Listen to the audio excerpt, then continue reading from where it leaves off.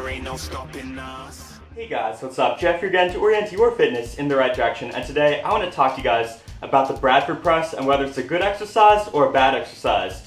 And first let me explain what this exercise is. Essentially, you're holding a bar, and I recently saw Kinobody doing this exercise. You're holding this bar, then you bring it up above your head, behind your neck, then you bring it up above your head again and in front of you. And that's one repetition. So you bring it up above your head, behind your neck, above your head, in front of you.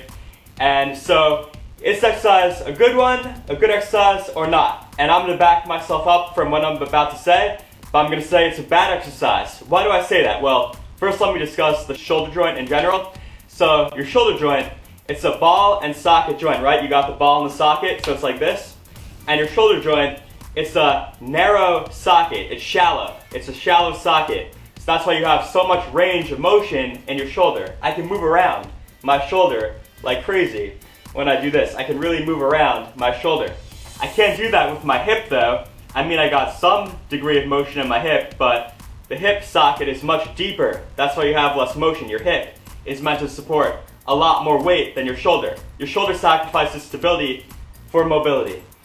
And so here's now the danger position of the shoulder. That's going to lead me into why the Bradford Press is a bad exercise. So the danger position of your shoulder is abduction, so bringing my arm sideways away from my body like that, and external rotation, which is this.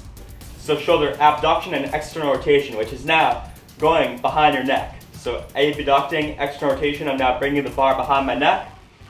And here's why this position is the danger position of your shoulder.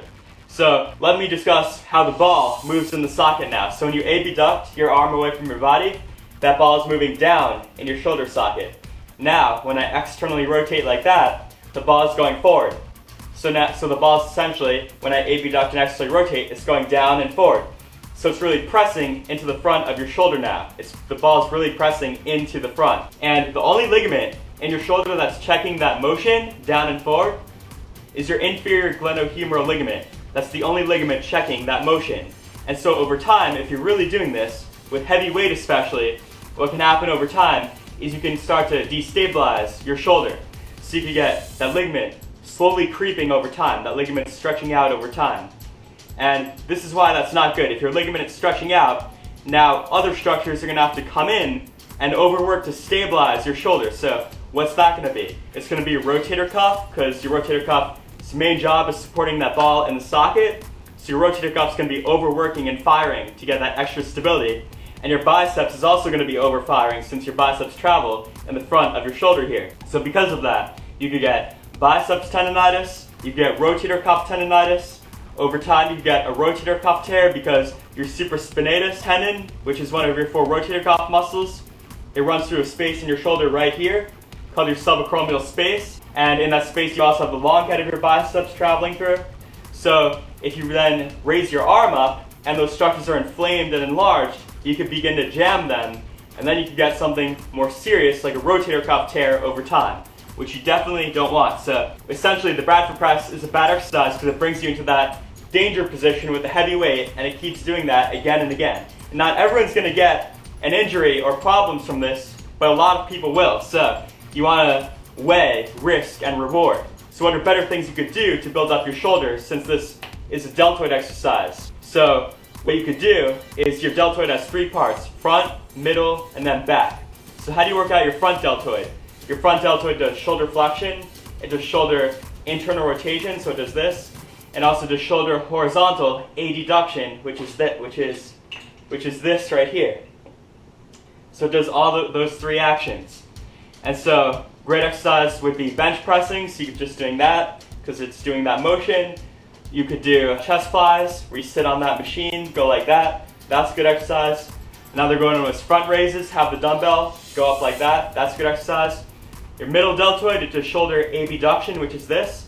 So lateral raises are great, have those 2 dumbbells, go up like that. Make sure your thumbs are pointed slightly up, go up. And your rear deltoid does shoulder extension, bring your arm behind your body.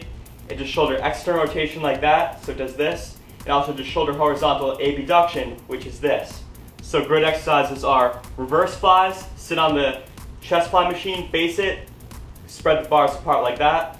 And face pulls are good too, where you have the rope and you come up like that, double bicep pose. So those are all much better, safer exercises to build up your deltoid than the Bradford Press exercise, which is much higher risk, so it's not worth doing. So hopefully this video enlightened you guys. Let me give you guys a bicep shot before I go. Boom. Can you guys see that? Just to show you guys that I lift. I don't know if you guys can see that. Do you see that? Alright, so that's just to show you guys I lift. If you like this video, thumb it up, comment, subscribe to my channel, do all that. And until next time, I'll talk to you guys later.